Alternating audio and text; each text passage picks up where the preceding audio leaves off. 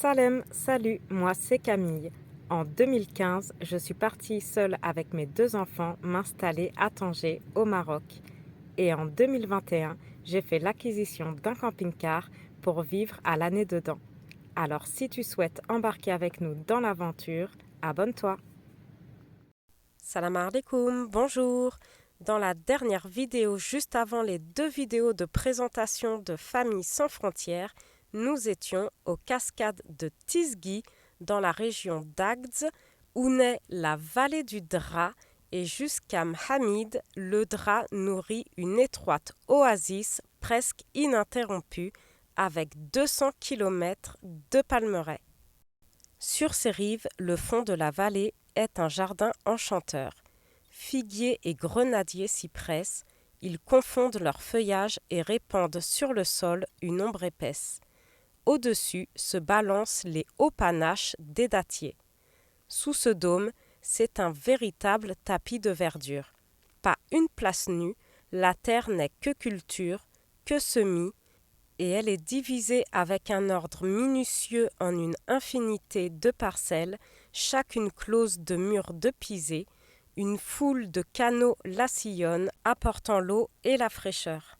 On traverse aussi de nombreux villages, constitués de vieilles casbahs aux murs de pisé, entre lesquels se glissent des ruelles toujours étroites. Fécondés en avril grâce au vent, les presque 2 millions de palmiers disséminés entre Agdz et Mhamid donnent 18 variétés de dattes récoltées à l'automne et exportées dans le reste du Maroc ou en Europe. Mais le commerce des dattes est aujourd'hui en berne à cause de la sécheresse et du manque d'eau. Et pourtant, l'Oued Dra était un fleuve auparavant permanent et le plus long du Maroc. Avant de continuer notre route jusqu'à Zagora et de longer cette vallée du Dra, nous nous aventurons dans ces petites ruelles étroites d'un village pour essayer de trouver un spot pour la nuit auprès de cette longue palmeraie. Nous voyageons toujours avec Famille sans frontières, dont vous voyez le véhicule ici. D'ailleurs, n'hésitez pas à voir les précédentes vidéos de leur présentation de véhicule. Et finalement, après plusieurs essais en vain pour trouver un spot, c'est dans cette plaine désertique que nous nous posons et restons 2 nuits avant de reprendre la route jusqu'à Zagora. Cette fois-ci, on a mis un peu de temps pour trouver où dormir, mais c'est plutôt rare. En général, le premier, voire deuxième au pire endroit où on se pose, c'est le bon.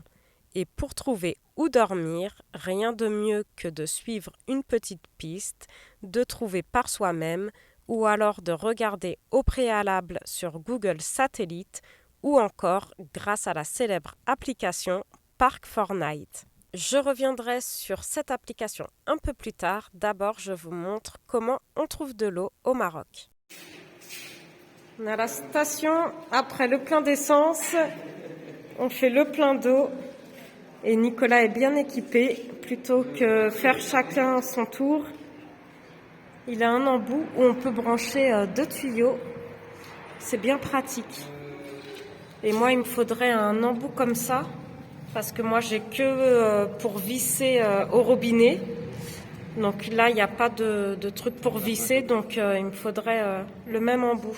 Dans beaucoup de régions au Maroc, et même dans cette vallée du Dra, on trouve des robinets directement en bord de route, ou sinon on va directement demander à la station-service, puisqu'ils ont systématiquement des espaces pour le lavage avec des robinets, et on m'a jamais refusé de remplir la cuve d'eau du camping-car, et ce même gratuitement.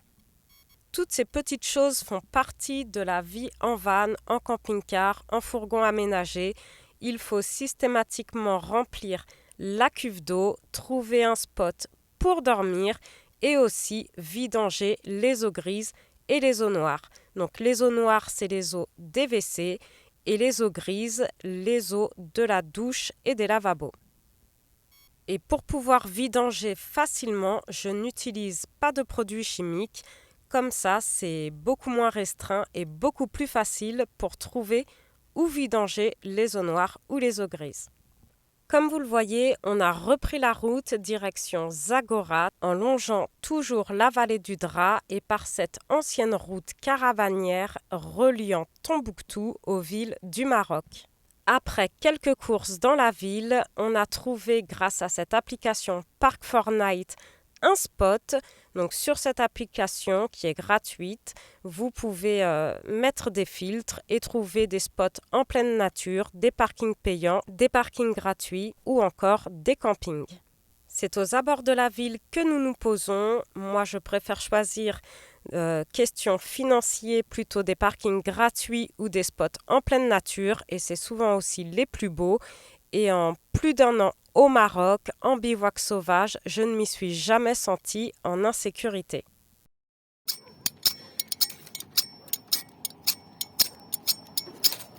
C'est la vraie aventure là. Alors qu'on a tous des briquets. Juste pour le plaisir. Elle fait trop rire. Mais normalement, tu prends des feuilles. En ce mois de novembre, les nuits commencent à être plutôt fraîches. Alors en soirée, on se fait un petit feu pour se réchauffer et aussi pour se faire une chamallow party. Après 2 nuits à Zagora, on reprendra la route où au bout du goudron, les derniers jardins laisseront place aux immensités sahariennes que vous pourrez découvrir dans la prochaine vidéo. J'espère que celle-ci vous a plu. N'hésitez pas à liker, à commenter et à partager. Et je vous dis à bientôt pour une prochaine vidéo.